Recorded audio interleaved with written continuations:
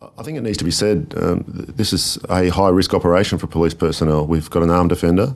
These people, it's a large area. It's not just a small part of the rural area. The peninsula that we've locked down is about 45 square kilometres, and it's a high-risk operation, and it's going to take some time to work our way through.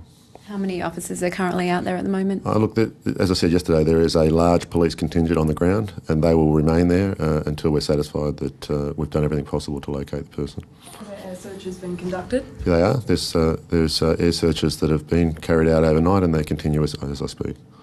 And in terms of the area, are those same 7 roads still blocked off? No, the public are free to move around in the rural area. The actual roadblocks that were in place yesterday afternoon have been lifted, but there is a heavy police presence in the area, and police are in a position to respond for any request for service from the public.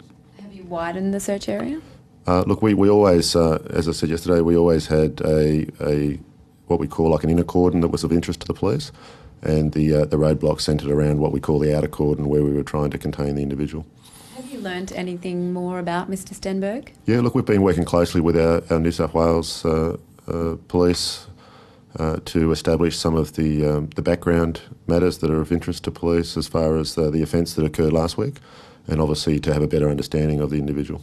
And anything come to light about his character or the nature of his survival skills in the bush? Look, there's still some matters to be clarified, but it's clear he has some previous service with the ADF, and he's had an overseas deployment, but he is a civilian. What about his mental state? Look, that's something that the offence took place back on the 21st of June.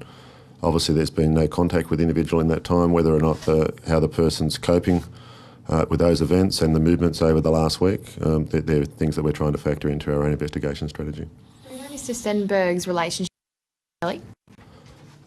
Look, as I said yesterday, I'm not in a position to comment upon the offence that took place in New South Wales. My priority is purely to try and apprehend this individual whilst he's in the Northern Territory.